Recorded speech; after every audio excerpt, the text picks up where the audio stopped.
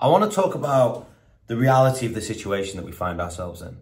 So many of us live in this false reality. But when I say false reality, I don't mean our heads are in the clouds and we're thinking so positively. I mean that we live in a reality that's so negative, it's so far away from the truth. Now, let's think about this, right? Yes, we're in COVID. We're really struggling. Many of us have lost loved ones and we're going through so many difficulties. And I understand that completely. And we have to put ourselves in isolation. Many people have had to isolate themselves and have obviously not worked. And they're really struggling, right? But we can't have the mentality that we are a victim. Because who are we the victim to? When we have that mentality that we're the victim, we start to take the responsibility off ourselves and onto others. But really, it has to be self-generating. It has to come from within. We have to spark that flame inside of ourselves. So we are not a victim. In 100%, we are not a victim.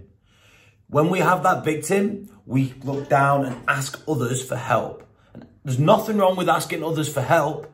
However, we can't then blame others when they're not there. We have to seek the correct help. And now it's not a difficult, it is a difficult real thing to go through. And I'm not here to blame anyone, to be honest. And as anyone knows me, it's not about judging. It's about generating hope. How can you generate hope in a seemingly hopeless situation? Mahatma Gandhi once said that the death of a person isn't the true death of a person. The true death of a person is when they lose hope. Because without hope, what's the point in carrying on?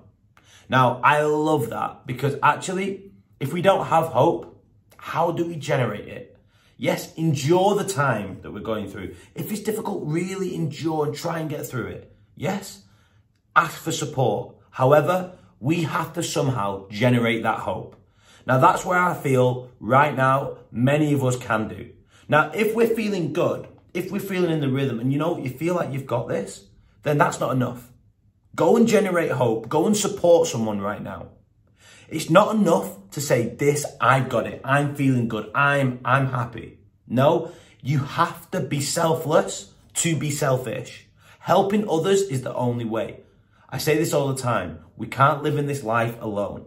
We have to live with others. Now, the reality of the situation is most people that we come across on Zoom don't have legs because we can't see them. So all we're seeing is this top half of their body. That's a reality, but we know they're truly wholly there. So let's look at a hopeful situation. Create it. Let's try and support others, okay? And let's support ourselves. This is a time we can get through. I promise you, you can get through it. Don't look at it from a victim's point of view. You are not the victim. You can get through this. We are in this together. And this comes down to, one day I'll talk about it, is how interrelated and interconnected everything is.